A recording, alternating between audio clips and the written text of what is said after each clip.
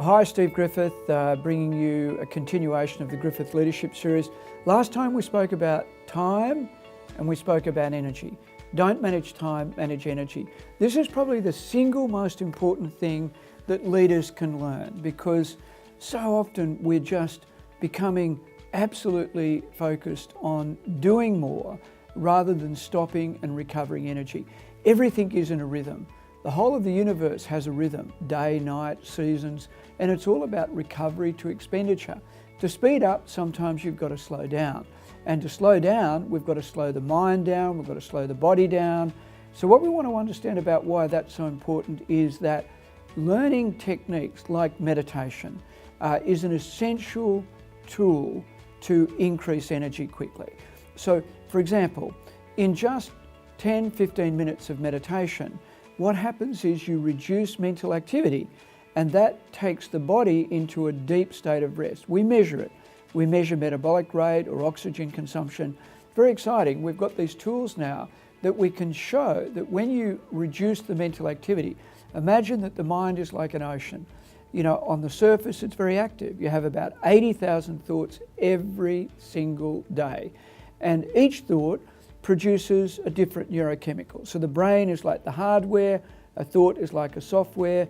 When you have a thought, it translates that thought into the body as a neurochemical. Cortisol, which is the stress hormone. So if you have too many worrying, anxious thoughts, you build up a lot of cortisol. That causes anxiety, reduces sleep patterns, poor sleep, don't go to sleep well, wake up in the middle of the night, wake up tired, low in energy. So what we want to understand about meditation is that you can learn a technique where you reduce this mental activity really quickly, and it's like sitting there with your eyes closed, and all of a sudden the mind becomes very quiet, very settled, but the body goes into this incredible deep state of rest. And that level of rest recovers energy quickly. It reboots the immune system. So the healing process is done very, very quickly. Dissolving of cortisol, dissolving of dopamine, increasing of serotonin. It's physiological, it's neurophysiological. So what's happening is that metabolic rate decreases by no more than 8 to 12% in sleep. At the deepest point in meditation, decreases by up to 24%. So you're getting twice the level of rest that you would get in sleep in just 15 or 20 minutes. So you recover energy really quickly. You come out more mental focus. Physically, you feel rejuvenated. You can do it anywhere, plane, train, sitting on a bus, you know, in a car, not driving because you've got your eyes closed, it's a bit dangerous, but you can do it almost anywhere. It's portable. Once you've learnt it, you take it with you. So meditation also works on the brain. So the frontal lobes of the brain we know is the real aspect of what we call the CEO of the brain. This is the part of the brain that plans, strategizes, discriminates, is able to pause. So when you meditate, you increase this coherence in the frontal lobes of the brain. They measure it using EEG and MRI. And what happens is that when you come out of meditation, you've got this calmness, but this real mental focus, concentration, the ability to listen, the ability to have clarity of thought, the ability to really be present.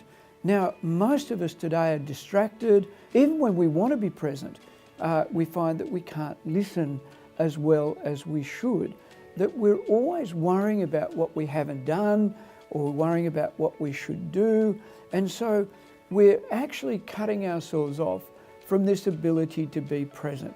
That's about energy. We call it mindfulness. The ability to be here now is really about energy, operating mentally, physically, and emotionally. So meditation recovers that energy really quickly, gives mental clarity. You're able to be present. So it's a powerful tool. Anyone can learn it. It's very simple to learn, very easy to learn, and it works.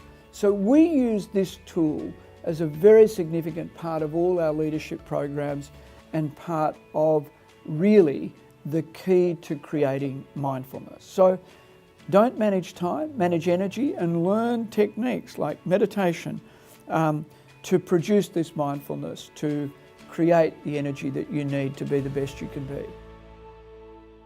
be.